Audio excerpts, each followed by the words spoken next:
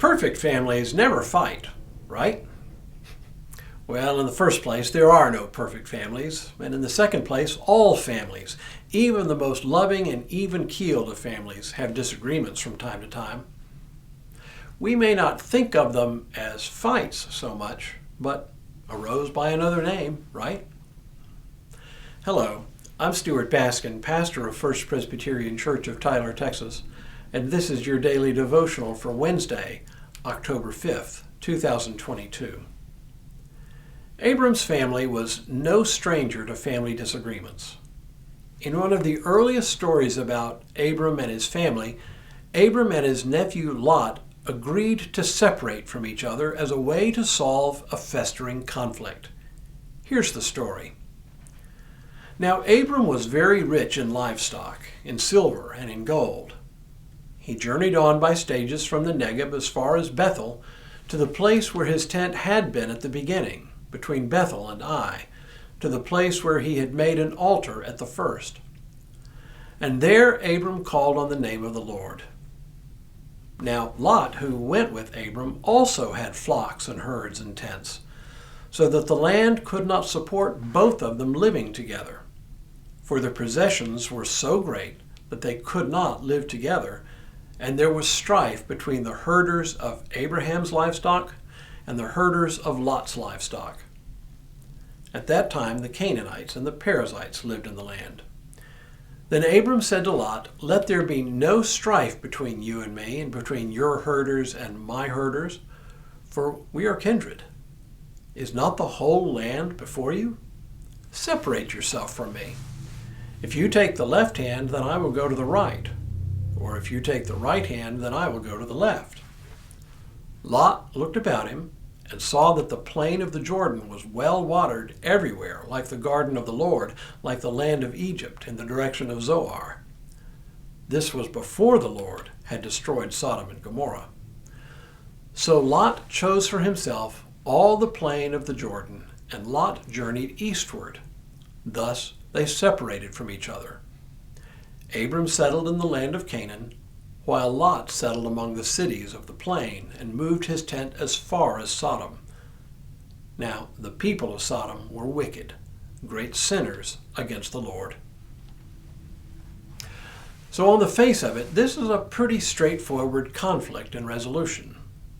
Both Abram's and Lot's flocks have increased to the point that there's just not enough grazing room for the two of them in the place where they settled after leaving Egypt.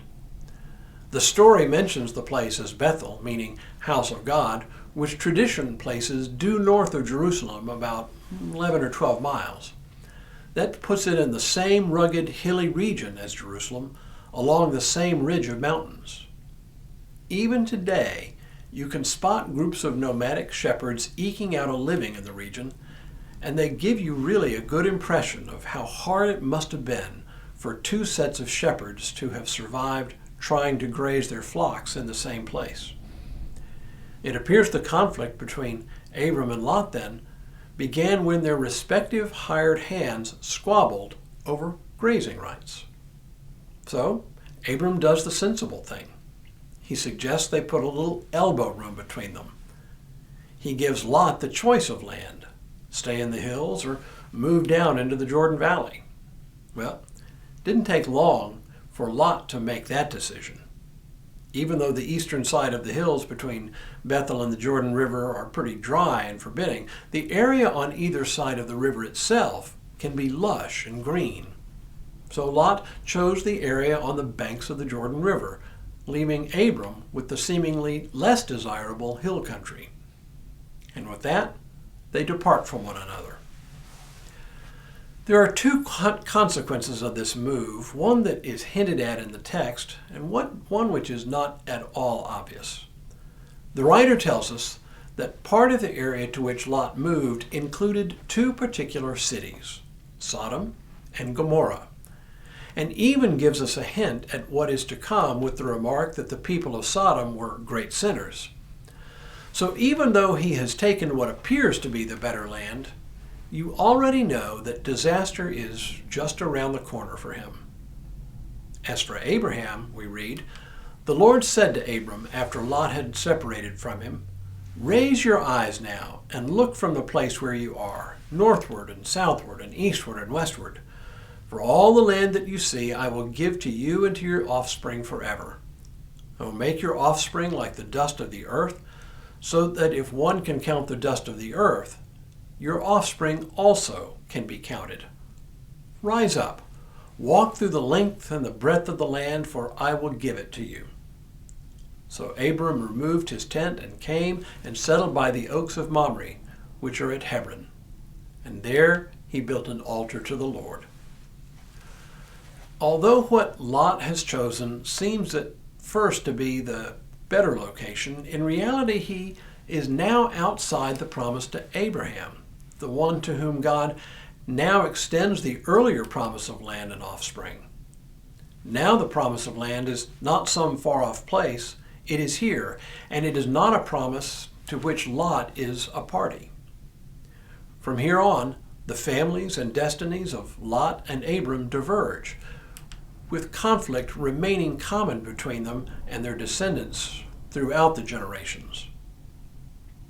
Sometimes, choices that seem advantageous at the time turn out to have unforeseen and undesirable implications for the future. Don't believe me? Just ask Lot. Tomorrow, Sarah shows just a little bit of her mean side.